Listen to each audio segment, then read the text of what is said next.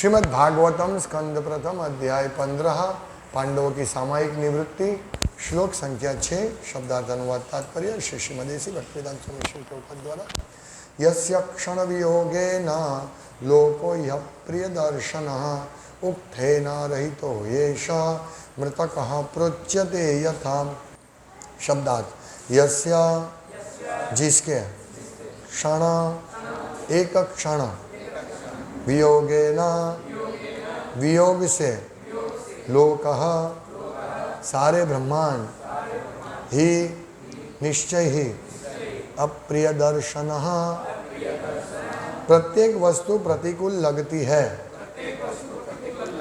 उक्थेन जीवन से रहितः विहीन ही निश्चय ही एषः ये सारे शरीर मृतकः शव प्रोच्यते कहे जाते हैं यथा जिस तरह अनुवाद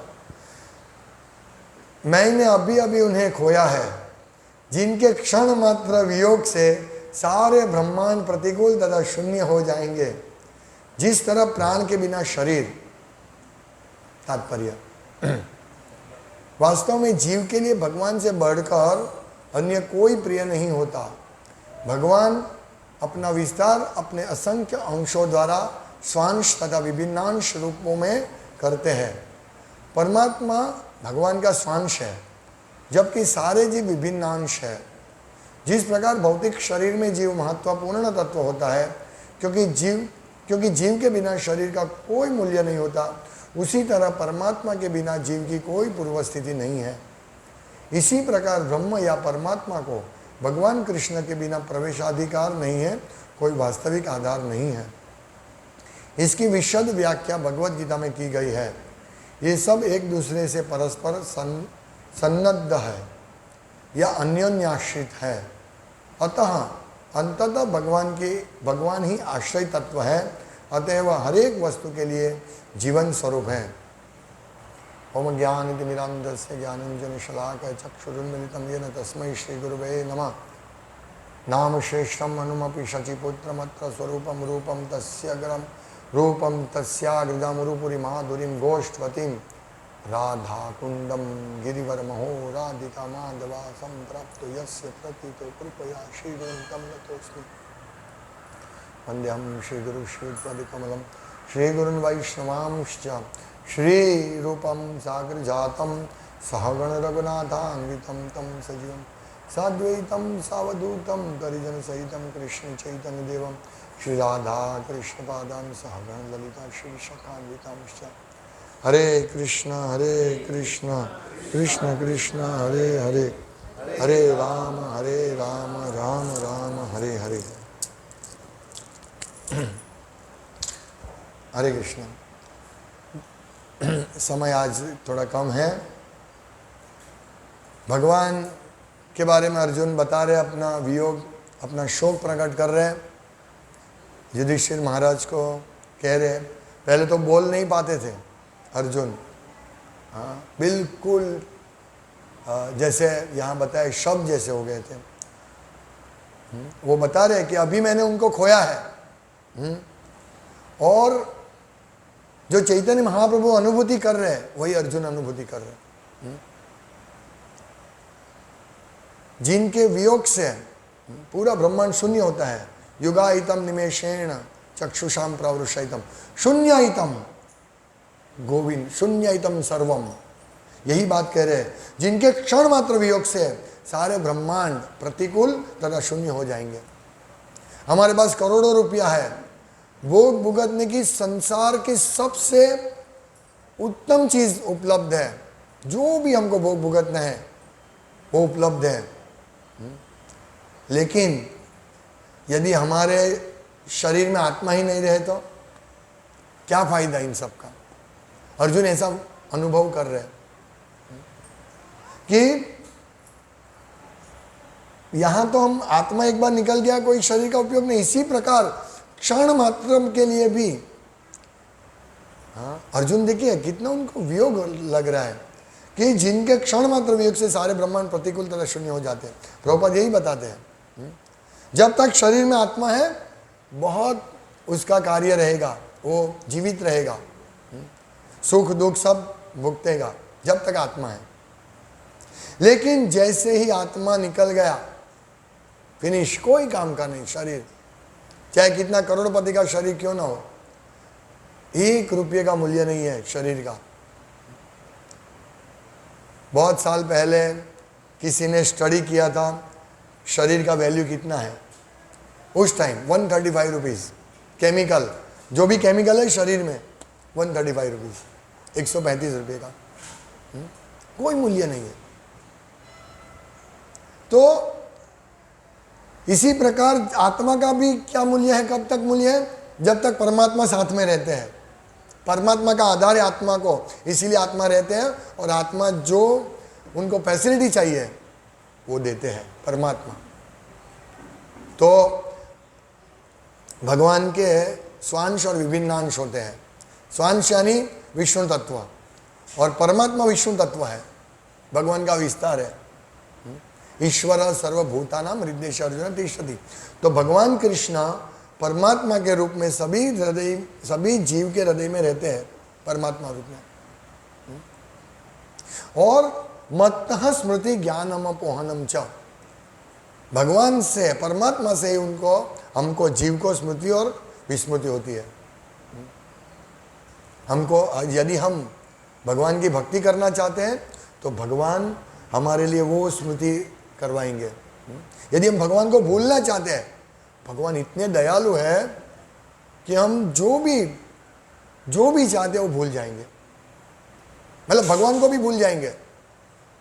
देखिए भगवान इतने दयालु है, हमको भूलाना वही भगवान की दया है। मत्तः स्मृति ज्ञानम अपोहनम च। तो ये परमात्मा का आधार से आत्मा है। और परमात्मा किसके आधार पे है? परमात्मा का आधार कौन है? परमात्मा का आधार कौन है? कृष्ण। कृष्ण ही परमात्मा है, लेकिन कृष्ण का विस्तार है। यहां प्रभुपाद लिखते हैं कि जिस प्रकार परमात्मा के बिना जीव की कोई पूर्व स्थिति नहीं है, कोई आधार नहीं है जीव का, उसी प्रकार ब्रह्म या परमात्मा को भगवान कृष्ण के बिना कोई वास्तविक आधार नहीं है। इसका मतलब क्या, क्या समझना हमको इसमें? इसे यही समझना है कि हमें कृष्ण की सेवा करनी, डायरेक्ट कृष्ण, मतलब यदि हम कृष्ण की सेवा डायरेक्ट करेंगे तो परमात्मा की सेवा और ब्रह्म ज्योति निराकार ब्रह्म की सेवा भी हो जाएगी। इसीलिए कर्मी लोग तो स्वर्ग के लिए, स्वर्ग प्राप्ति के लिए इच्छा करते हैं। ज्ञानी निराकार ब्रह्म में मिलना चाहते हैं, घुल जाना चाहते हैं। तो जो ज्ञानी होते हैं वो क्या है, उनका अंतिम ध्येय निराकार ब्रह्म ज्योति। और जो योगी है, यदि योगी श्रेष्ठ, मतलब योग का उद्देश्य जानते हैं, तो योग का उद्देश्य परमात्मा की प्राप्ति, नहीं कि सिद्धि प्राप्त होती है। 8 प्रकार की सिद्धि प्राप्त होती है। तो ज्ञानी, योगी, और फिर सर्वोत्तम है भक्त, क्योंकि भक्त का आश्रय क्या है? कृष्ण। ज्ञानी का आश्रय है ब्रह्म ज्योति, योगी का आश्रय है, अंतिम आश्रय परमात्मा।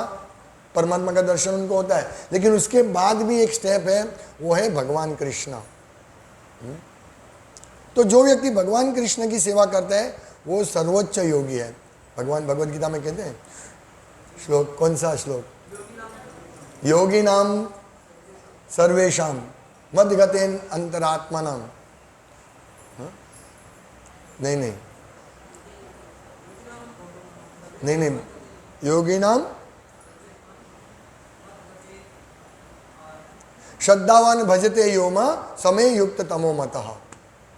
योगी नाम सर्वेशु मद्गतेन अंतरात्मनाम श्रद्धावान भजते योमा समय युक्त तमो मतः। तो श्रेष्ठ कौन है भगवान के हिसाब से? योगी नाम अभी सर्वेशाम, कौन है योगियों में सर्वश्रेष्ठ?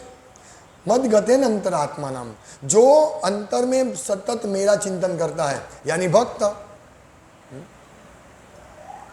श्रद्धावान भजते यो मां, श्रद्धा से जो भजते हैं, भजता यानी भक्ति, श्रद्धा से जो भक्ति करता है, भजते यो मां समय युक्त तमो मतः, जो मेरे में युक्त है वो मेरे ख्याल से वो सर्वश्रेष्ठ है। और ये भगवान का डिसीजन है।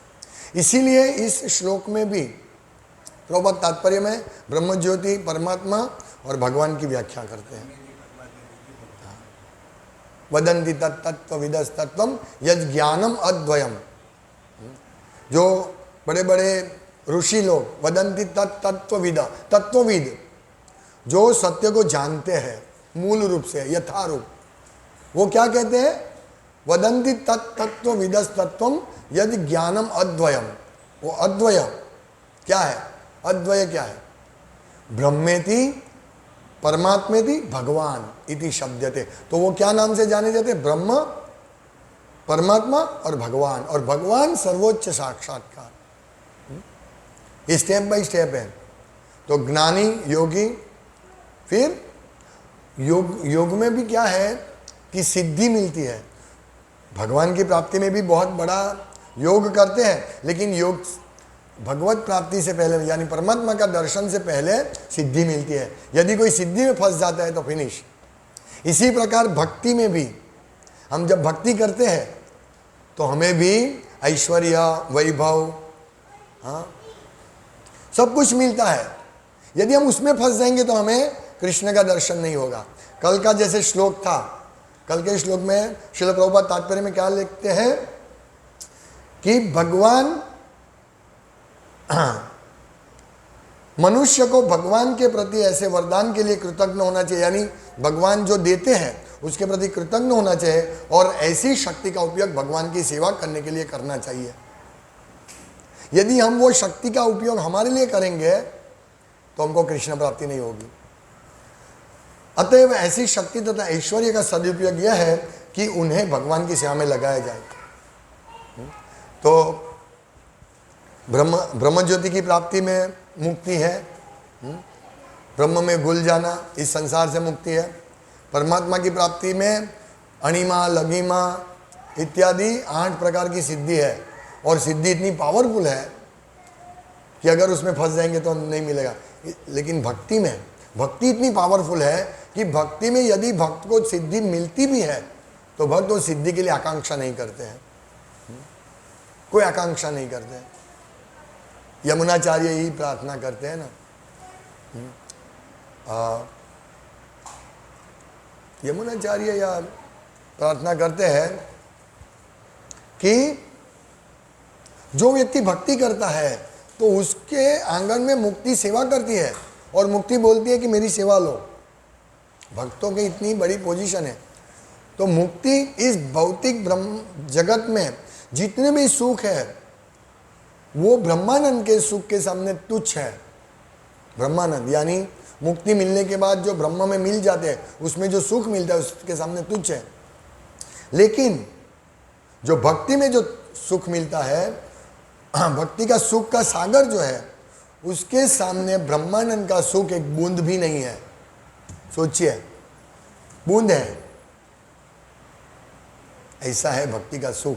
इसीलिए हम लोगों को भक्ति करनी चाहिए। हरे कृष्ण।